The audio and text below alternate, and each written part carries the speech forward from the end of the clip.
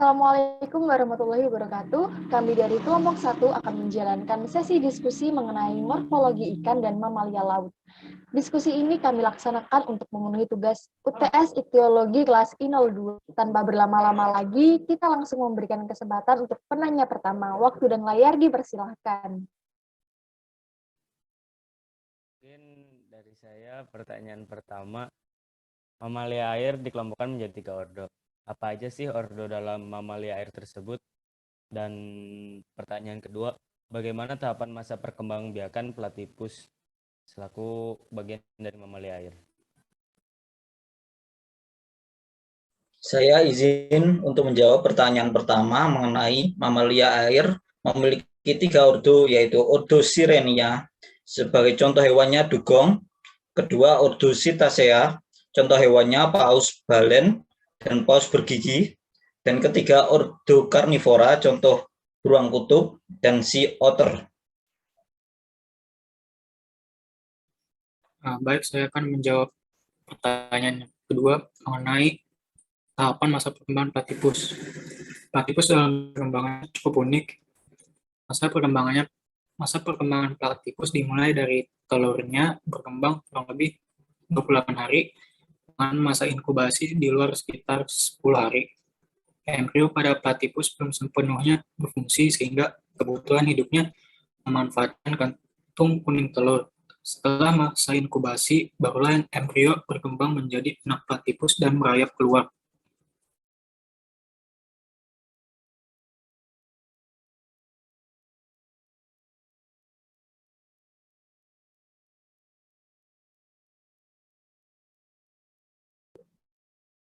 Baik, lanjut untuk pertanyaan kedua.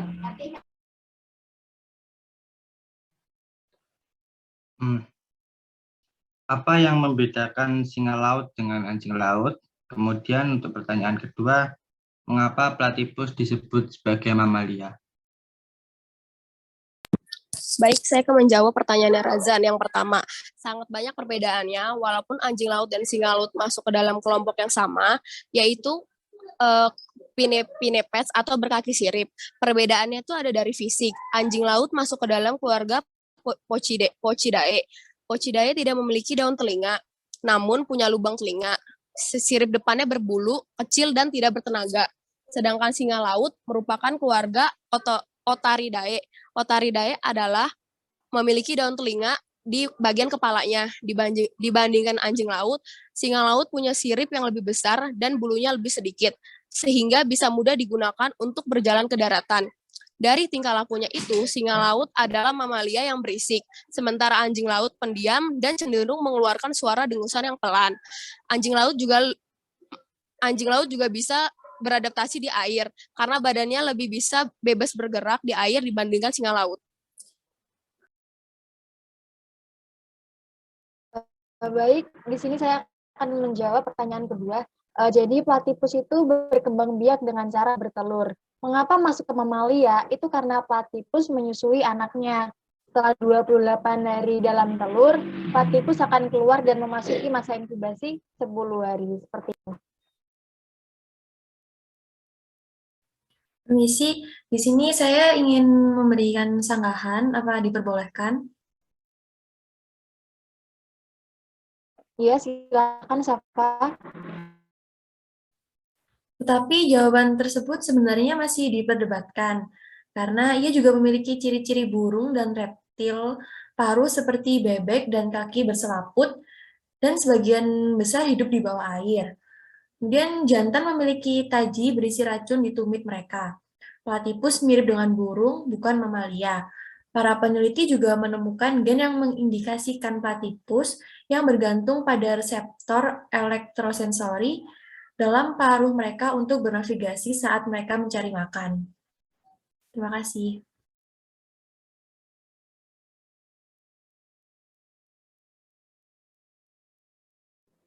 Baik, terima kasih Safa. Mungkin ada yang mau menyanggah lagi? Mungkin saya akan menyanggah ya. Tapi kalau dilihat dari sejarah evolusinya, keunikan fisiologis platypus berasal dari sejarah evolusinya sebagai monotremata. Monotremata adalah sekelompok 5 mamalia yang masih ada yang bertelur dan memiliki bagian mulut yang sangat khusus. Mereka berbentuk cabang evolusi yang terpisah dari hewan berkantung, misalnya kanguru, koala, dan wombat. Dan mamalia berplasenta, jenis mamalia paling umum yang mencakup segala sesuatu dari tupai, paus, hingga manusia. Meskipun berbagai nenek moyang yang sama, monotremata memisahkan diri dari mamalia lain sekitar 166 juta tahun yang lalu. Lebih awal, karena itu monotremata seperti platypus sering menampilkan ciri-ciri fisiologi reptil dengan dominan karakteristik mamalia. Baik, terima kasih atas jawaban dan juga sanggahannya. Sekarang kita lanjut ke penanya ketiga. Dipersilahkan. Baik, terima kasih. Di sini saya ingin bertanya. Jadi yang pertama itu, bagaimana cara ikan menggunakan kulitnya sebagai alat tambahan pernafasan? Dan yang pertanyaan kedua, apakah terdapat perbedaan sirip pada mamalia air dan ikan?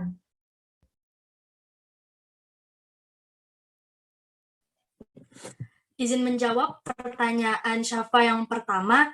Nah, yang pertama ini, bagaimana cara ikan menggunakan kulitnya sebagai alat tambahan pernafasan? Nah, biasanya ikan yang bernafas lewat kulit ini bisa dibilang amfibi, contohnya pada ikan glodok. Nah, pada ikan glodok ini sebenarnya nggak sepenuhnya menggunakan kulitnya sebagai alat tambahan pernafasan. Jadi intinya tuh untuk bernafas di darat, ikan ini tuh tetap menggunakan insang. Namun insang ini sebenarnya hanya untuk menampung air yang mengandung oksigen pada saat ikan ini di air. Selain itu, permukaan kulit ikan glodok ini juga terdapat saluran-saluran darah. Nah, sehingga oksigen yang dari insang itu diambil kemudian disalurkan ke permukaan kulitnya. Pada permukaan kulitnya ini juga terdapat kapiler darah. Inilah kenapa ikan glodok dapat hidup di darat maupun di air.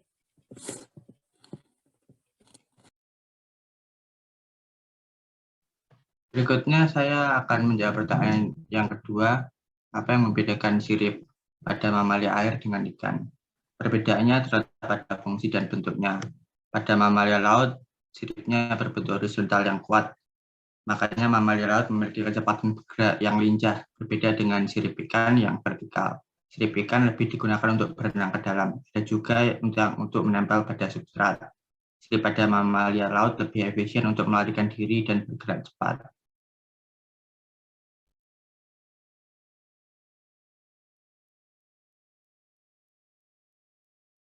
Boleh saya memberi sanggahan? Ya, silakan Dikti. Saya sedikit memberi tambahan atas jawaban yang diberikan oleh Razan. Fakta bahwa paus berevolusi dari mamalia darat, paus memiliki tulang belakang horizontal dan lebih berfungsi untuk menahan derasnya arus laut. Maka dari itu, mamalia laut biasanya memiliki ukuran sirip yang besar dan gerak ekor yang lebih leluasa dibandingkan ikan. Ikan di sisi lain adalah pernyataan yang jauh memiliki struktur di permukaan punggung yang membuat tubuh menjadi kaku sehingga kurang bisa melawan arus laut. Kenyataannya siapa yang bergerak lebih cepat itu bergantung pada fisiologinya, karena ada ikan yang dapat bergerak lincah dan cepat.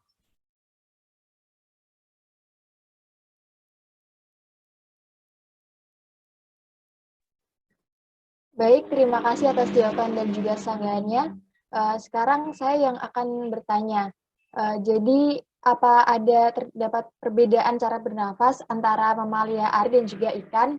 Lalu yang pertanyaan kedua itu, apakah anak dari mamalia air juga menyusui pada induknya? Terus gimana sih cara mereka menyusuinya? Secara kan mereka di air. Mungkin saya akan menjawab pertanyaan nomor 1 ya.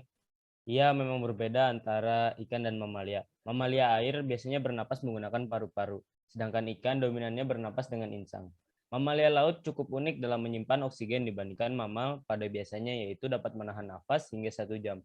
Mamalia laut memiliki protein khusus yang tidak menyatu dalam jaringan otot.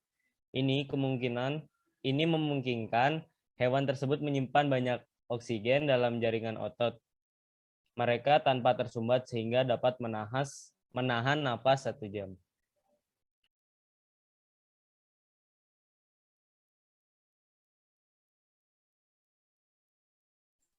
Baik, saya akan mencoba menjawab pertanyaan yang kedua. Iya, anak dari mamalia air juga menyusui. Biasanya letak kelenjar susu pada mamalia laut dalam posisi terbalik. Caranya bayi mereka akan memberikan stimulus yang membuat kelenjar susu si induk terlihat. Bayi mamalia laut hanya perlu mendekatkan mulutnya dan menahan kelenjar susu tersebut dengan lidahnya. Cairan susu dari mamalia laut juga mengandung sekitar 35-55% lemak, sehingga cairan susunya tidak terpecah atau ikut larut saat melewati air. Baik, terima kasih atas pertanyaannya. Sekarang kita lanjut ke penanya kelima, dipersilahkan. Nah, di sini saya pengen nanya, apa yang terjadi apabila kuning telur untuk nutrisi larva ikan habis sebelum organ larva ikan berkembang sepenuhnya? Nah, pertanyaan berikutnya, apa sih perbedaan tentakel dan sungut pada ikan? Baik, terima kasih. Saya akan menjawab pertanyaan Kinara, yaitu apa yang terjadi apabila kuning telur untuk nutrisi larva ikan habis sebelum organ larva ikan berkembang sepenuhnya. Nah, maka larva ikan itu akan masuk ke dalam kondisi kritis. Apabila tidak segera ditangani, akan cepat mati. Tetapi sekarang banyak peternak yang mulai mengatasi kecacatan kuning telur tersebut dengan teknologi pembenihan ikan, yaitu pakan tambahan untuk larva kritis. Ya, mungkin di sini saya akan menjawab pertanyaan nomor 2 dari Kinara. Sungut biasanya dimiliki oleh golongan ikan catfish, sedangkan tentakel dimiliki ikan yang senang berada di terumbu karang. Contohnya cuttlefish. Tentakel dan sungut memiliki manfaat yang sama untuk meraba dan mengenali lingkungan sekelilingnya. Perbedaannya hanya pada adaptasi fisiologi. Sungut biasanya terletak di rahang dekat mulut. Bentuknya kecil dan tipis sesuai dengan habitatnya, ada di lumpur, sedangkan tentakel dapat terletak di sekitar hidung dan mata, cocok untuk habitat yang luas di lautan. Baik, terima kasih atas jawabannya. Sekarang kita berlanjut ke penanya ke-6. Dipersilahkan. Saya izin untuk bertanya. Yang pertama, bagaimana belut menjadikan alat pencernaannya menjadi alat pernafasan tambahan? Yang kedua, apa fungsi dari kantung kuning telur bagi pertumbuhan ikan yang baru menetas? Terima kasih.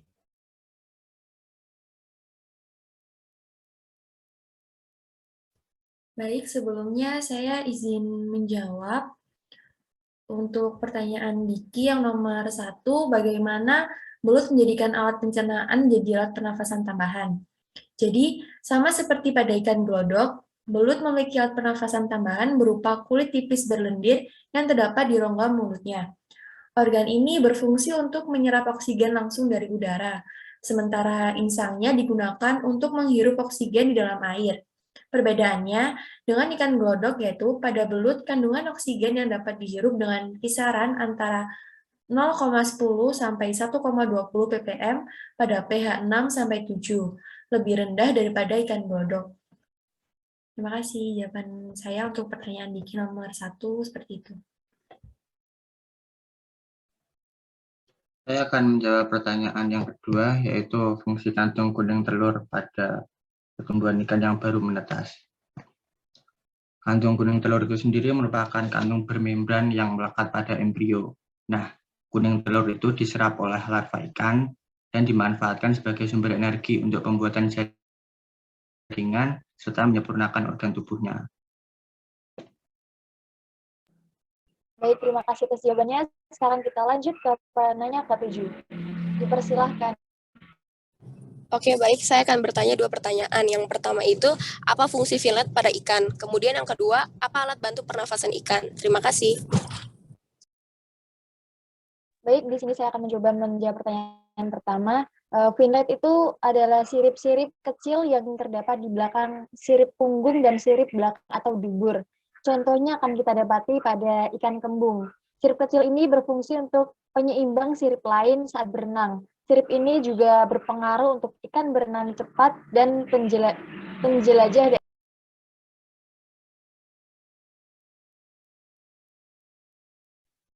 Baik, di sini saya izin menjawab untuk pertanyaan Yasmin yang kedua. Jadi yang saya ketahui itu alat bantu pernafasan ikan itu ada 5, diantaranya itu yang pertama permukaan kulit, contohnya itu ada ikan glodok. Kemudian yang kedua tutup pinsang, contohnya itu ada ikan gabus.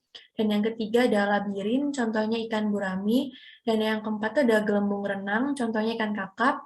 Dan yang terakhir itu ada arboresken, contohnya ikan nila dan ikan lele.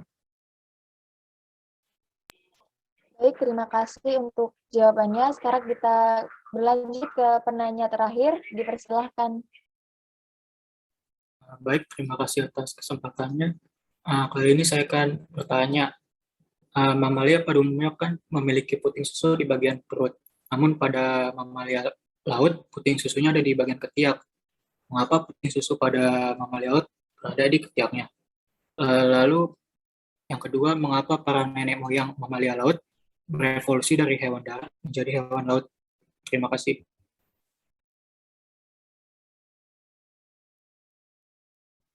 Saya izin menjawab untuk pertanyaan pertama yang telah disampaikan Gustaf. Induk mamalia laut yang menghasilkan susu dan merawat anak-anak mereka biasanya memiliki puting di ketiak. Puting yang terletak di ketiak fungsinya agar mamalia laut lebih efisien saat bergerak. Beda dengan mamalia darat, biasanya indukannya harus diam dulu ketika menyusui anak-anaknya.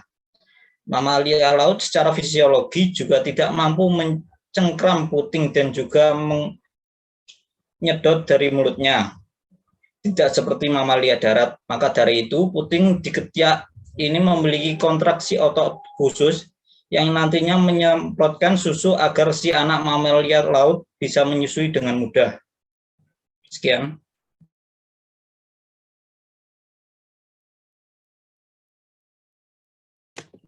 Nah, selanjutnya saya ingin menjawab pertanyaan kedua dari Gustaf, mengapa nenek moyang mamalia laut berevolusi dari hewan darat menjadi hewan laut?